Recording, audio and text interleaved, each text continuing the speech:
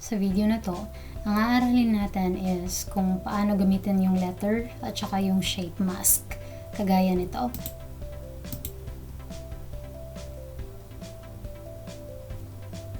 So let's start. So meron ako ditong blank na canvas at lagyan na muna natin siya ng grid. Ganyan para malagyan natin to ng background. Ito. Blue sea. Tapos ganyan. Tapos automatic natin ilagay sa grid. Ngayon naman is gawa tayo ng text. Ayan. Type na natin. I need vitamin. Highlight natin. Control A. Tapos dito naman type natin yung moontime na font.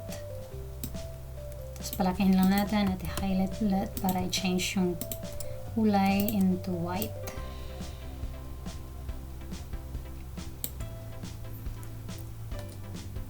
And yun. Next naman is gawa na tayo ng frames or yung masking. Punta tayo sa elements. Search natin frames.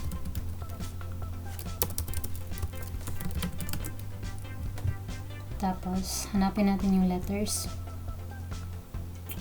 Start with letter S. Palitin lang natin ng konti. Ayan. Tapos, E and A. So, dapat magkasing laki sila.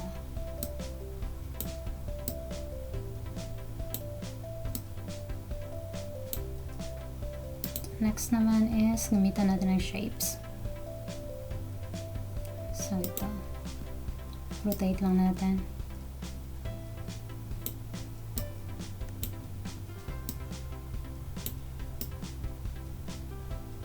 Tsaka ito.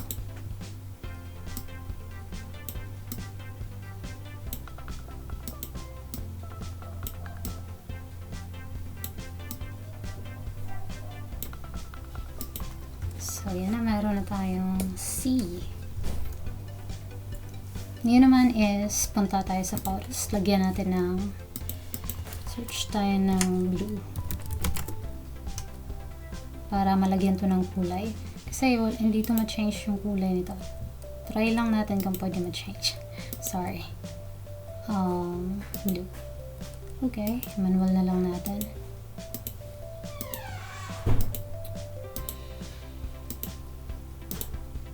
So, yan na, may kulay na siya. Ngayon naman is, i-highlight natin para i-group. So, make sure nakasali to sa pag-highlight. Kasi minsan naiiwan yan eh.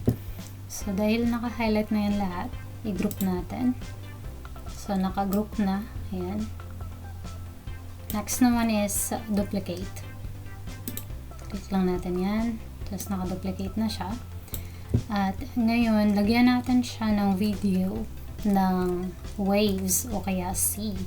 So, try natin makahanap tayo dito. Sorry. So, na yun.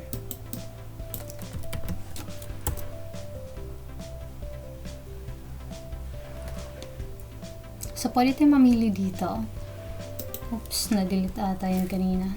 Duplicate ko na lang ulit. So, yan yan. Lagay natin dyan. Tapos, pwede ka mamili ng mga videos na available dito. Pwede ka rin mag-upload. So, yung sa akin, nag-upload na ako kanina. Galing to sa Pixabay.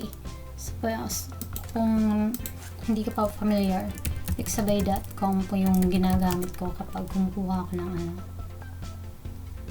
Ito yun. So, type mo lang dito. Sea, waves, surf. Ayan, yung mga keywords. Tapos, ito, ang daming results.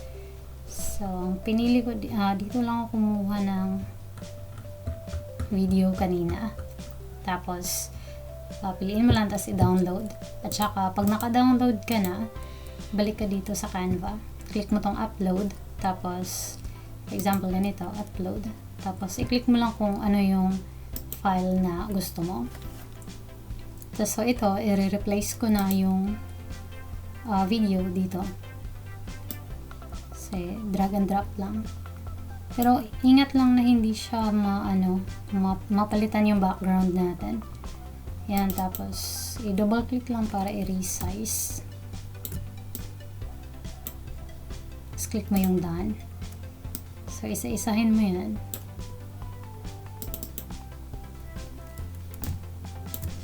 So, fast forward ko lang yung video.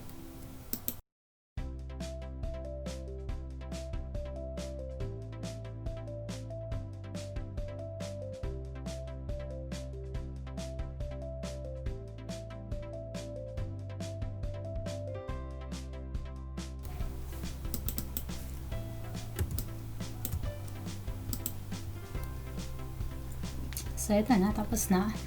Ngayon naman is, i-drag natin ito at ilagay dito sa C para meron tayong background na blue background. So, na yan. Yan na yun. Ganyan lang siya kadali. So, pag okay ka na dyan, click mo lang itong download.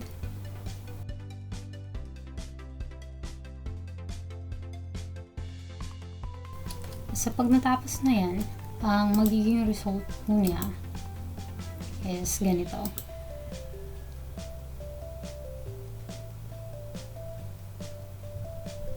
So, ganyan lang kadali gumamit ng letter at saka shape masking sa Canva. So, please like and subscribe para sa mga susunod na tutorials. Salamat!